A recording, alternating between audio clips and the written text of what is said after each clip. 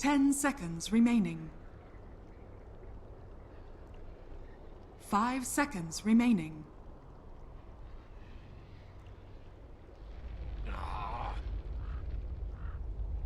Dire team ban. Team Empire's turn to ban.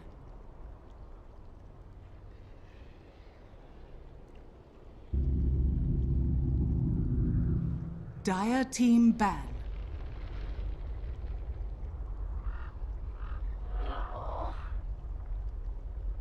Team Empire's turn to pick.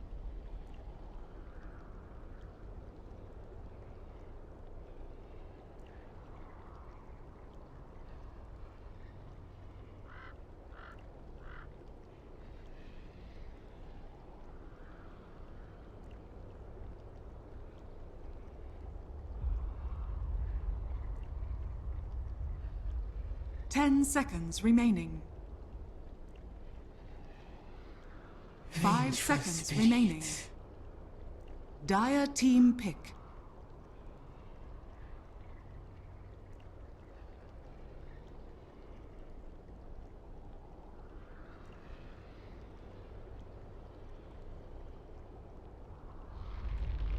Chen. Life Stealer. Team Empire's turn to pick.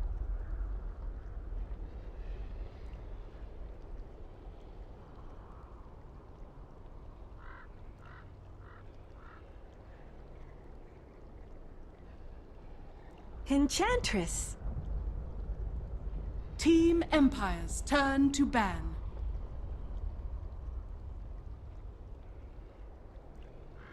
Welcome back. Season 3 of WePlay here is ready for you. The draft is underway. Walrus Punch taking on Team Empire. 10 seconds remaining. And honestly, there's some pretty interesting picks and bans so far.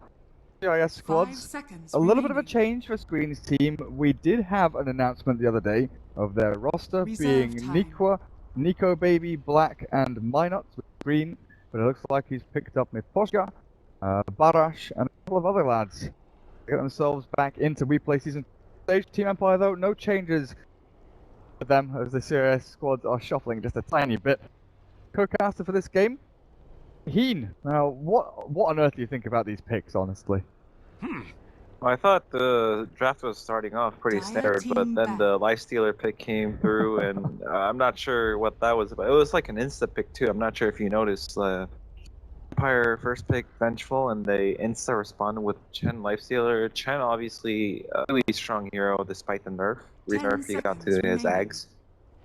But surely Walrus Punch right now 5 has some seconds fine with remaining. this Lifestealer pick because, in my opinion, Lifestealer isn't so Reserve good against time. Vengeful.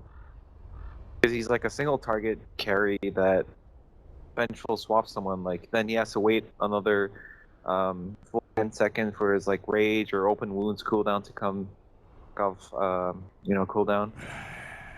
So I'm interested to see what Team Empire's Walrus turn Punch to have ban. in mind for this Lifestealer. Something special, I Dire hope, team because ban. it was such an early pick. Yeah, it's been kind of weird where GIS teams have had their own kind of like drafting meta. Lifestealer has very often been banned in the first phase. I'm not 100% sure. I'm not 100% sure why. I haven't actually seen a 10 game of seconds Lifestealer played remaining. apart from one where Kuroi had it as like a support hero. 5 A hero that seconds remaining. they've been prioritizing and banning in the early stages. Probably something that came through from scrims, playing against each Reserve other time. earlier on a couple of weeks ago. The other one is Enchantress. Enchantress is a hero that the off-lane has been proving really difficult to deal with.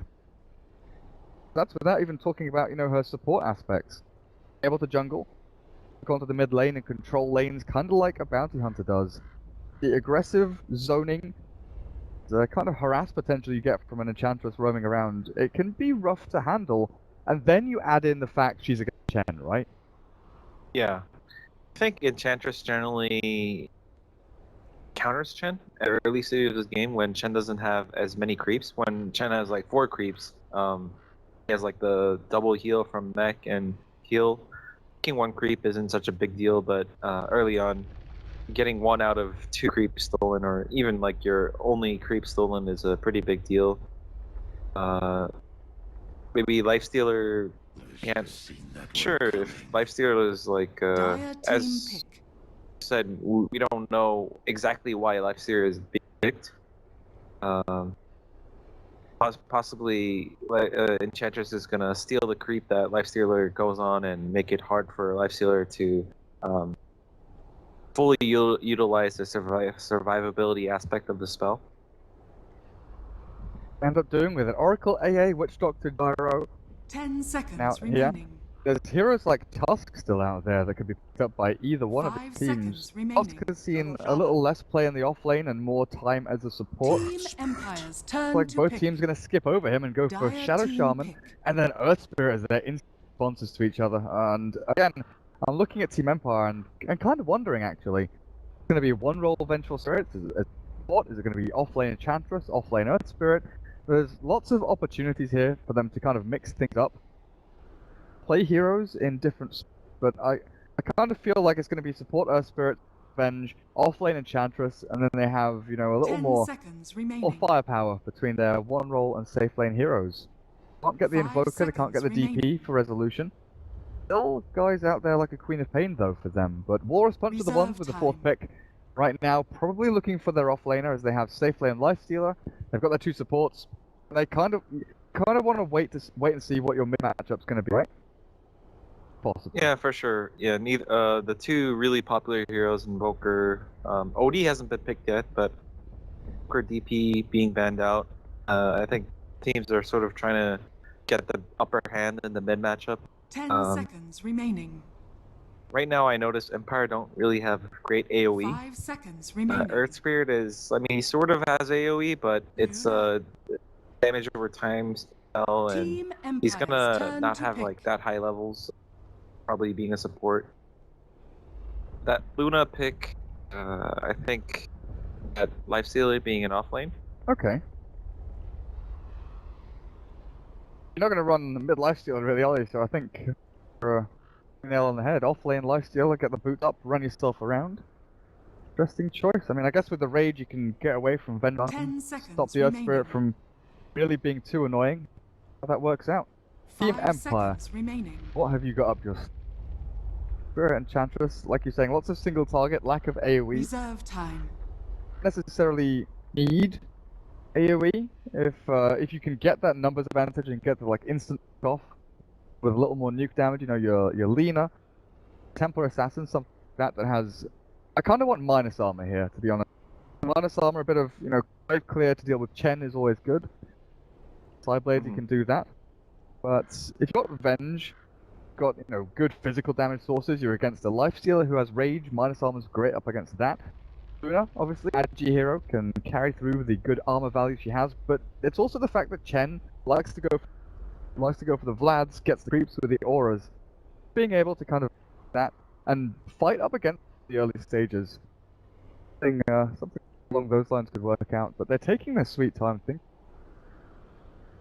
Well, these next two picks from Empire are gonna be really important because if Walrus Punch manage to pace of the game that they want, where they get the free farm on Luna and Rasta and Chen both get level 6, they at least need some kind of deep push power to draw the creep aggro off and get rid of them, or else every time Walrus Punch go for a tower, they might not have to commit. Like, for example, they're not gonna need to drop the roster wards down so easily. And now, okay, Zeus, I think it's the third most hero for resolution. I noticed that he plays a lot of the two banned heroes by WP, his Invoker and DP. 10 seconds remaining. And Zeus, Zeus is. I can see 5 seconds remaining. like some people might think that Chen counters Zeus because he has a global heal and generally it heals more than you take damage. But it looks like it's going to be really hard for WP to push past the tier 1s an even game. Yeah, Empire. Zeus is just ridiculous. If he gets like a Veil or the Earth Spirit gets a Veil, going high ground is going to be very hard for Walrus Punch. Yeah, Team Empire have a good way to kind of stand off these towers and keep Walrus Punch at bay for a long time, even with Serpent Wards and Chen creeps up on the lines. DK banned out, Dire removes team even more pick. pushing power, but the Pugna replaces it. Team Blast, Empire's Walrus Punch, turn my to goodness. pick. They've got so many heroes here to push into these tier 1s and tier 2s. Team Empire might not have the chance early on to combat this. Now, usually paired up with a Zeus, in CIS games, is Nature's Prophet. Like, a lot of teams have loved Bo. You TP around, you've got your, Wrath of Nature, you've got your Thunder God's Wrath, global damage output. But I don't think they've got room to fit 10 that in seconds here. remaining. Unless they go for what I was saying before, which is the one-roll Vengeful Spirit, the offlane Enchantress, but nope, they go with the one-roll Medusa. What? It's been a long time since we've seen Medusa really shine. Patch for her? I'm not sure if this is a patch for her, but I did try playing Medusa in a pub, and the newly changed Mystic Snakes, dealing mana based on the total maximum percent of heroes, steals so much mana. Early on, it's pretty much less or even compared to constant mana steal she had from before. But as the game kind of scales, if she gets a Mystic Snake onto the Pugna and Chen, like 2 targets for example, she's gonna steal like 500 mana, which is somewhere around the ballpark of like 1,000 HP. Hell of a lot. Hell of a lot. Righty-ho. So what we're seeing, drawings on the map, looks like Walrus Punch want to try and get rid of this Observer Ward that's very commonly placed up on the sort of rune spot for the Radiant. The new little ramp you can walk to from the Secret Shop is very, very popular. Teams just to send like, an offlane hero up there, get the vision, get Observer Ward down. Walrus Punch probably gonna, sweep the jungle, make sure there's no offlaner warding come through and counteract they're aiming for over there. While Empire, level 1 fighting, what have they got? They've got a kick, they've got a stun, they've got arc lightning, they've got some good right-click attacks, but they're going to be dealing here with, shackles and nukes, and the blast, honestly, is insane. Yeah, I mean, Pugna is pretty strong, but I think one thing Empire has going for them at level 1 is that they have a Chen. I'd say usually Enchantress is better than Chen at level 1, even though Enchantress would really like to skill enchant.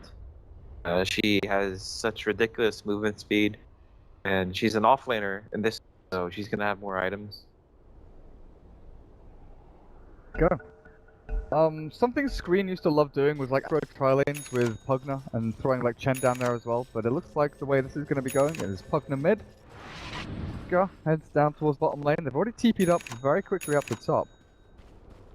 Shadow Shaman with his boots gets a good laning ward down, and they're not going to go and contest that spot they were spam pinging and talking about. They're going to have to try and deal with Empire. All grouping up towards that top rune spot, going to go for the 5-man bounty rune takeout.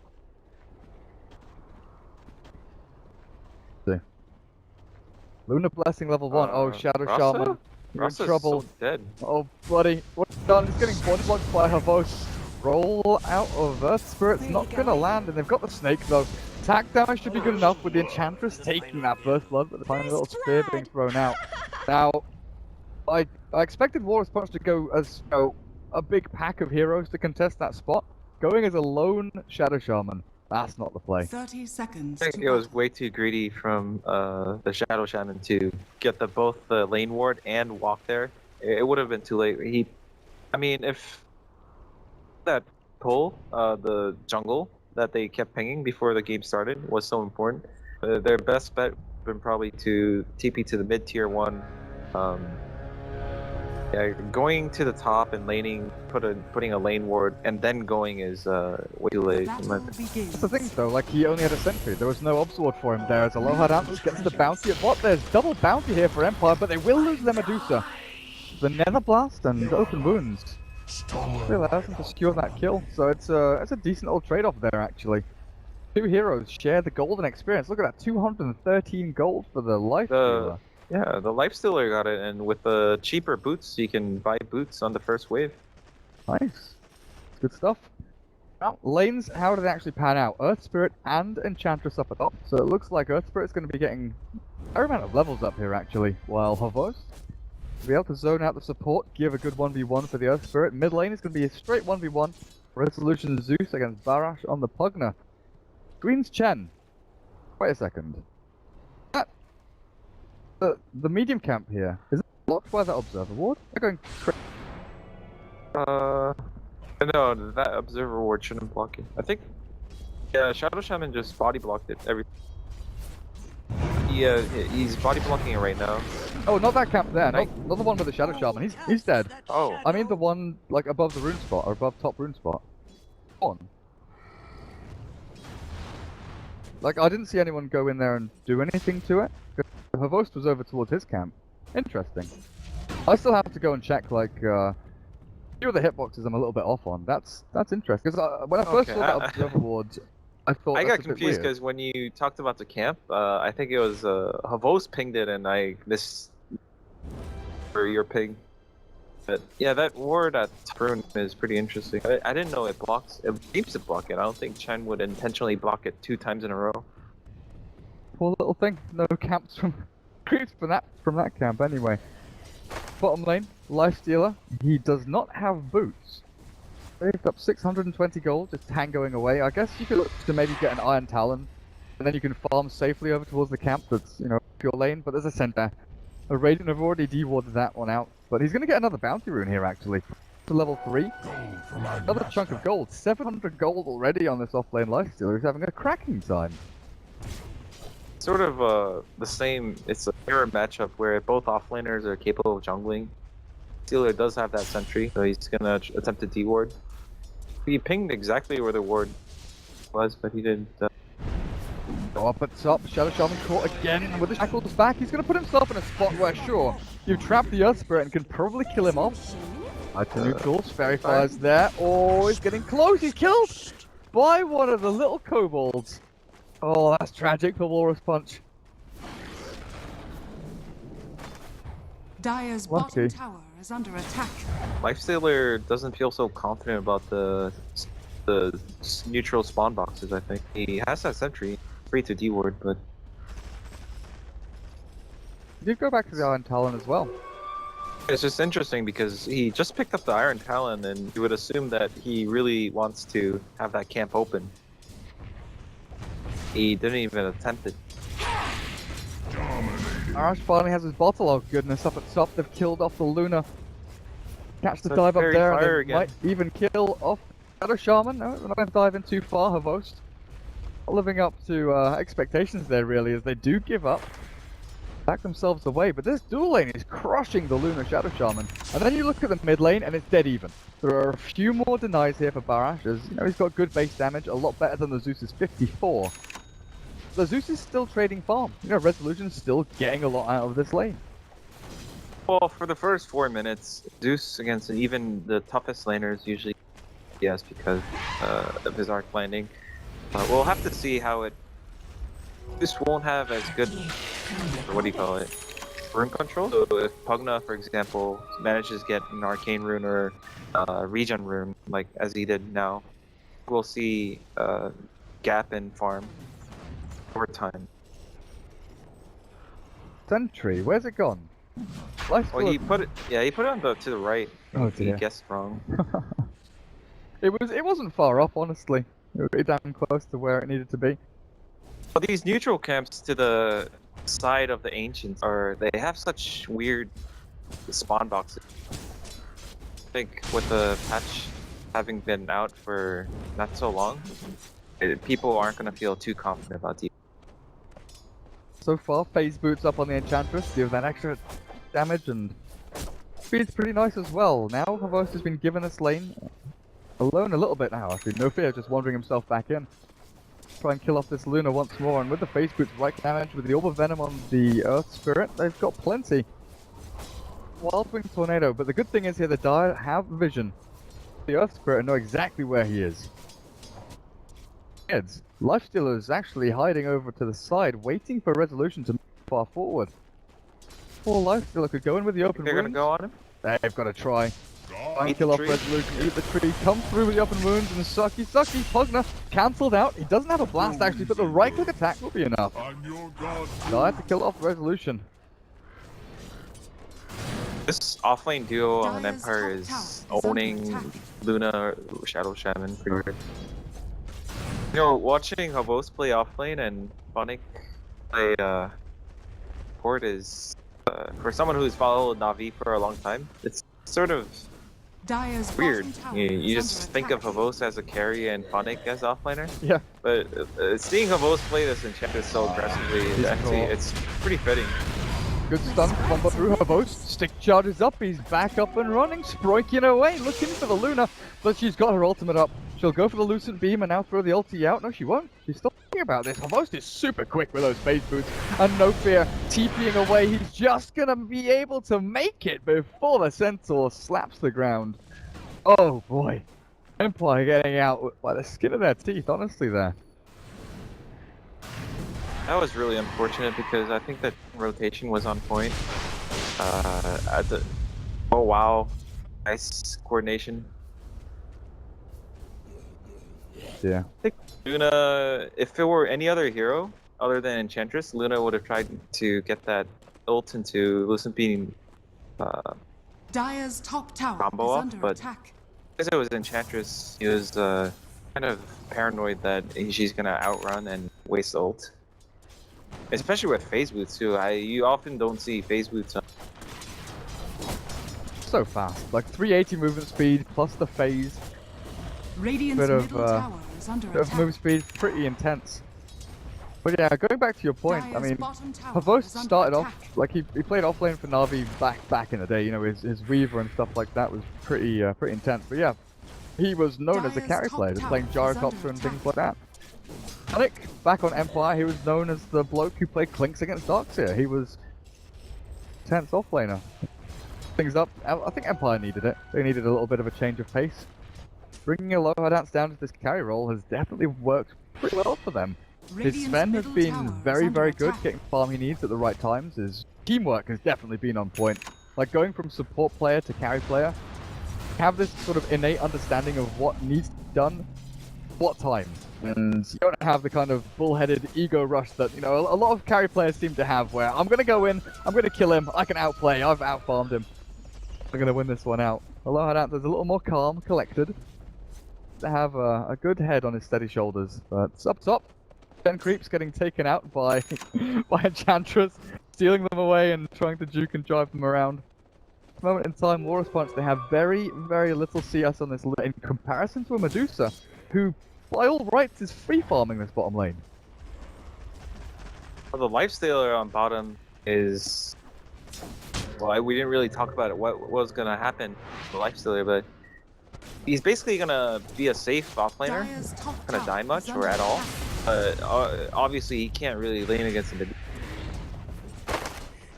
And the biggest issue for Walrus Punch right now is the Empire dual offlane combo. If you notice, the Chen is really under leveled. It's 5 minutes and only hit level 4.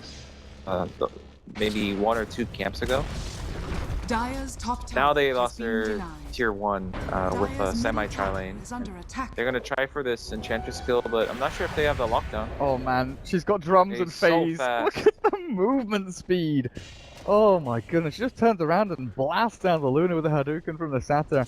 I did miss out on a Pugna kill. I'm pretty sure it was like an instant solution. He's lightning bolted and ulti. Barash drops pretty quickly. No, 800 HP on your Pugna isn't a lot when you're dealing with all that burst. Tier 1 tower did get denied out by Walrus Punch. This is a bad thing though. Losing the tower this early on against an Enchantress, she now has pretty much full reign. Walk into your jungle, take Chen creeps, control the lane. The question is, where does Luna go to farm at this point? Doesn't this kind of remind you of the last game we casted between Execration and TNC, where the Sven's towers got pushed so early, and it's sort of awkward. Luna does have, she hasn't used the ult yet, and she's gonna be somewhat tied to the safe lane, I suppose. And his Pugna and Chen, they sort of designed the draft with a 5-man in mind, and with the Luna having to take this lane, which isn't so secure. Over at bottom, I think this is fine. Stone Gaze will stop the advance. They did try a rotation onto mid, but good Chen micro. Held the Venge. Get the swap down, but yeah, you're talking about sort of hero levels on Chen and stuff like that. You've got a level 6 Venge. Support hero, 10 minutes in, the swap is ready, and this is something that could potentially catch Walrus Punch off guard, is that relocate, that sort of placement ability, as Funnick is going to start stacking Ancients up here for the Medusa. Something that the Dire need to do as well. They, oh, they have the Lifestealer and a Black Dragon. Okay, here we go. This is what we do. We get the Lifestealer and the Black Dragon. Now, this has been, you know, tried and tested, and it is incredibly annoying. We saw Loda do it with the Radiance build. Kuroki has picked it up from like a 4-roll support Lifestealer that jungled with Iron Talon. You go in, you get Black Dragon, you throw the fireballs down, and you just piss people off. You go around as being this annoying beast. Controlling lanes, being unkillable. I mean, what's a Zeus gonna do to a match immune Black Dragon at this point? Nothing. You can't touch it. So Lifestealer kind of has this second, almost a secondary life. Like he basically has a pseudo Aegis in the fact that he's in a Black Dragon and he can jump out at any time. Shadow Shaman instead. Bot lane, they're going to try and jump in on the Luna, but Luna, there's the Eclipse onto Funnick, not dead just yet, but will get taken out. They get the trade onto the Pugna, and you're right, Shadow Shaman did die in another area, but look at the damage output, look at that Luna! Just lost all of her HP. Now the question is, can they chase? Can they catch Screen? Do they have an ultimate from Resolution? They do not, and they don't have a kick either. No fear, has no mana left. Screen should be okay to escape. Unless he takes that path. Oh god, where's he gone? Where's he going? Cut through the trees, gets himself away. Juking, but Havos. Oh, nice. Oh, Screen, have you done this? Has he? Oh, he's got himself away. No fear, still trying to punch him down. Screen might get a kill here before being taken out by the Impetus. Not quite enough to get the experience before the Earth Spirit dies. Screen, you tried your heart out. And you honestly caused a lot of problems there for Empire, but still dying. Find that tier 1. Yeah, everything's falling apart for Walrus Punch right now. This is definitely not the type of wanted to play. They wanted like these lanes that are just peaceful and they all hit their level 6 and 7 timings. Bunch up, but I mean Chen needs to go back to the jungle, get level 6. I think he might have lost all his creeps. Which is a really sad feeling when you play. Lifestealer jumps out of one, jumps into the other. He swaps out Black Dragon for Black Dragon. Oh, the Courier. Courier? Black Dragon just going to turn and try and fight Havos, it looks like. Red Orb. So it's a Lincoln's Medusa. Nice. We've got a Dragon Lance on the Enchantress already. Holy crap. Tower is under attack. Approach into these big items is so thick and fast here from Team Empire. For Walrus Punch to catch up, especially if Barash is found. He's got a haste rune up and running, so back to safety. Another ward down. Havos is just going to focus that one out. Barash, deny. Hey! Guess the deny on the ward. But it's just, what does Walrus Punch, like Walrus Punch reaction-wise, they don't have any good way of going into a head-on-head fight. They've got their level 5 Chen, nowhere near mech, doesn't have level 6 yet. Don't really have a Chen. He's got a couple of creeps, but he doesn't offer you that safe push power you really expect and need. Well, he decided to skip Arcane Boot, so he's gonna have a mech not so late compared to how poorly the game's going. So maybe around the 16-minute mark, there might be a small timing window for Walrus Punch to. I wouldn't recommend that they take fights head on. Maybe a smoke into a sneaky Roche attempt. Because right now it's gonna be so hard to fight into Empire's lineup. Medusa just tanks up. Oh, Medusa's tanking up against 2 heroes here with the Magnetize out. I'm not sure it's going to be enough. They'll kill off the Luna, but probably not the Lifestealer. But still fully worth it here for Team Empire.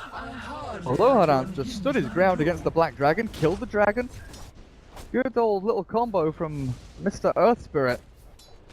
Some juicy kill on the Luna, who is already so far behind both levels and net worth. Look at the net worth chart right now, man. 3 Radiant heroes up in the top, and it's just the gap between them is massive. The scary thing is Medusa hasn't really... he's been ganked somewhat, which is the fun about it, because he wasn't really in danger of dying. Medusa hasn't really been taking an active part in this game, and the game is looking so hard already for Walrus Punch. Oh, good deny. Yeah, she's kind of just sat bot, allowed them to come to her. And they've never been able to kill her. Because what, they've sent Pugna down there, Lifestealer, Shadow Shaman, everyone from Walrus Punch has tried to have a crack at that Medusa. He just turns on Stone Gaze and walks it off. Even occasionally finding a juicy kill for herself. So Luna has finally moved up towards the safe lane. some good old farming time because she needs another what 5-10 minutes, even get into her primary and secondary items. It looks like the Lifestealer is gonna go. Has almost 3k gold safe limp, but I'm not sure if it's make a big difference because Medusa already has a Lincoln. Zeus ults, maybe? Oh yeah. Come on.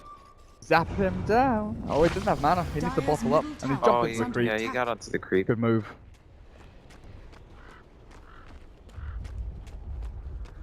Just safely waddling back to base. Right now, I think Walrus Punch completely missed out on their timings. They have taken 0 objectives so far, even though their lineup is specialized in grouping up and mowing down all the tier 1s, possibly tier 2. By now, they should have taken at least 3 towers, in my opinion. They missed that timing, and now they sort of need to play regular Dota, if you will. Dota being so underfarmed, and Lifestealer Radiance. It's an annoying build, but it's not the type of build where you see like Lifestealer going around and burning everyone with Radiance damage for like a Rampage, for example. Where's the swap onto someone? Bosch get caught here, and look at that damage output from Havok! Got him. The Lifestealer tried to get away. Was that a kick from the Earth Spirit pushing him further? Chen's caught as well. You're right, the damage output here from Empire just too great to handle. And with the silence there, the combo down, needs the shock, hits onto 3. The Eclipse comes through and they've got Phonic. At the very least, they'll kill a Earth Spirit on top of it. Empire cannot turn to fight the remainder of them. But you think about this fight, man. That was a 4v5. That was Empire walking in as 4, killing Lifestealer, and basically walking into the entirety of Walrus Punch while down at bottom lane. Miss Medusa already has Lincoln Sphere and a Yasha, takes down a tier 2. This point looks close to unkillable. Medusa is a great pick this game. It was the last pick in response to all 5 heroes, but the reason you don't see Medusa so often is because if you pick it just like 1 or 2 too early, it might just get ruined by a single counter pick. In this case, none of Walrus Punch's heroes, they don't really match up well against Medusa. They don't have any mana burn. I used to think Pugna's Life Drain stole mana, but it actually just restores mana, I think. Yeah. So I can actually see Medusa late game or even like semi-late game just walking into this of 5 heroes and tanking all of their skill sets and surviving. Yeah, Netherward does like a negligible amount up against the Medusa, trying to get through that mana shield, but at this point, he's level 14.5. He's going to start building into these big damage items. And I kind of want to go back to what you were saying about the Lifestealer and his Radiance build. It's annoying. It's a very gimmicky build. But it's not something that's, game-breaking or game-changing. It's not going to outright win you a fight, like, let's say, a BKB on Luna or a Hex on Pugna. Something like that could potentially do. Ether lands on Barash is going to be good at pushing in towers, doing the extra damage. The Nether Blast and the Drain, but they've got the kick and punch. They'll swap back, and Barash completely caught out of position. Thundergod's Wrath is good, and Walrus Punch just have no way back into the fight. Aloharan stands his ground, still has the Stone Gaze, and they're clearing up these Chen creeps once again. Green has to reset, get himself some more little minions, because, I mean, Shadow Shaman's doing a good job pushing up at top, but you're losing your base almost. I don't think they're going to stop here. They got the Aegis, and they know they're unkillable, and Chen is out of creeps.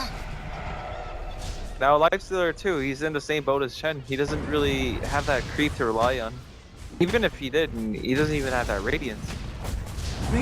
Saved up all this money, almost for nothing if they lose their base here. So that's not available, and Empire just going to chunk away at this Rax. Resolution up on the front line, zoning them all out. Luna can't even get in close. She does have her level 2 ulti, but the damage out from Resolution and Havos, way too much for the Lifestealer to stand. They'll take out the Nether Ward, and they'll take the melee Rax. Whether they'll move to the range, have you seen? They're still holding on to this. I guess they've got Stone Gaze, they've got ways to disengage, but they just go straight on in. Luna starts up before she even Eclipse. No buyback available, and I think this is just game over. It's GG. Dire's middle barracks are under attack. Walrus Punch lasted 20 minutes, but Empire outlaned them. Team Empire. Outlaned them, and I try my hardest not to really be quick to the gun on like whether it's an outdraft or not. But I think in this game, like laning wise and matchup, like okay, let's say the laning stage worked out a bit better, but it would have been super hard still for Walrus Punch to kind of finish up the game. They might have taken some objectives early on if they had a better laning stage, but past that, it's really hard to play against Zeus Medusa